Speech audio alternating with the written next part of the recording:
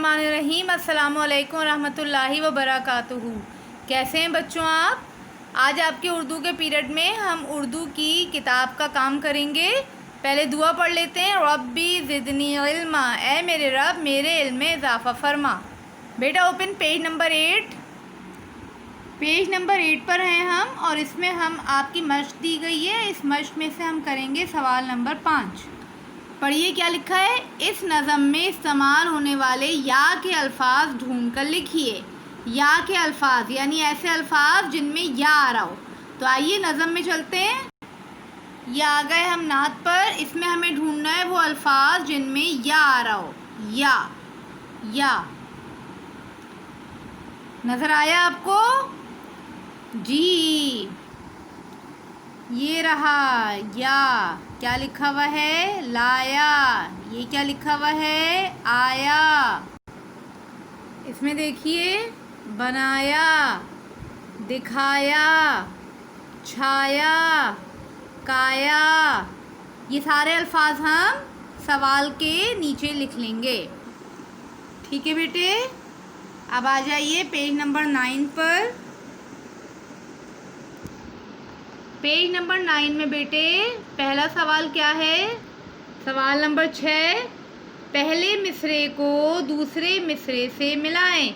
यह आपको बेटे आपकी नात के कुछ मिसरे दिए गए हैं। मिसरे का मतलब क्या होता है कि एक शेर में जो 2 लाइनें होती हैं ना, उनमें से हर लाइन को मिसरा कहते हैं और ये 2 मिसरे मिलकर एक शेर मुकम्मल बन जाता है। यहाँ कुछ मिसरे दिए, यहाँ कुछ मिसरे दिए, हमको उन्हें मिलाना है। पहला क्या लिखा है? वो नबियों में रहमत लक़ब पाने वाला। क्या था इसका दूसरा मिसरा? मुरादे गरीबों की बढ़ लाने वाला। ठीक है, तो इन दोनों को मिला दीजिए। ब्लू कलर से मिलाइएगा स्केल के साथ। दूसरा मिसरा क्या है बेटे? मिसे खाम को जिसने कुंदन बनाया। क्या था इसके साथ? खरा और खोटा अलग कर दिखाया। शाबाश।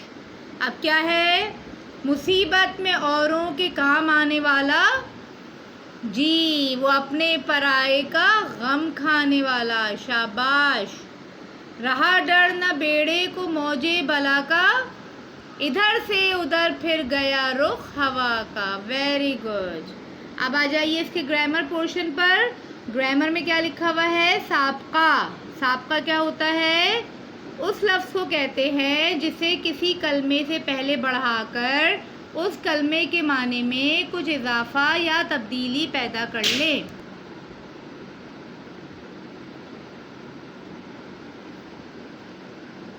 जैसे वाकिफ़ से पहले ना लगाकर ना वाकिफ़ बना लें।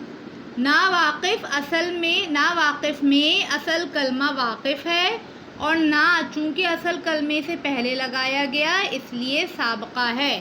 साबका बेटे कुछ अल्फाज जिनको हम जानते हैं उनसे पहले कुछ और लफ्ज़ लगा लिए जाते हैं जिसकी वजह से उस लफ्ज़ के या तो माने तब्दील हो जाते हैं या उसमें कुछ इजाफा हो जाता है।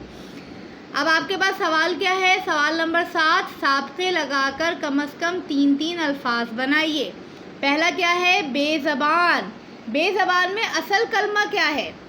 ज़बान। उससे पहले क्या लगा दिया? बे। तो बे क्या है? साबका। अब इसी तरह से हमें बे लगाकर 3 लफ्ज़ बनाने हैं। बेज़बान और क्या हो सकता है? बेशक। Very good. और बेजान। शाबाश। बेज़बान, बेशक, बेजान। अब आखिरी लफ्ज़ आप खुद सोच के लिखिएगा। दूसरा लफ्ज़ देखते हैं, यकजान। इसमें साबका क्या है? यक। अब हमें और ऐसे लफ्ज़ लगाने जिनका साबका यक हो। यकजान, यकसू, यकसू, यकरंगी। एक ही जैसे रंग को कहते हैं यकरंगी।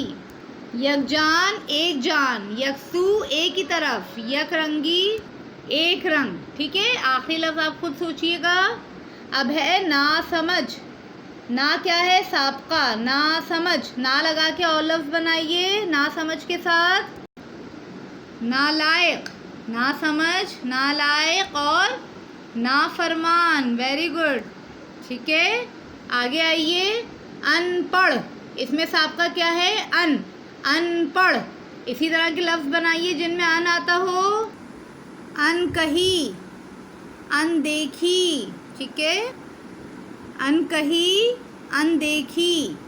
बिला वजह, बिला वजह, इसमें बिला क्या है? साबका, बिला वजह बगैर किसी वजह के। और ऐसे अल्फाज लगाइए जिनमें बिला आता हो, जैसे बिला लिहाज, बिला ज़रूरत, बिला नागा, ठीक है।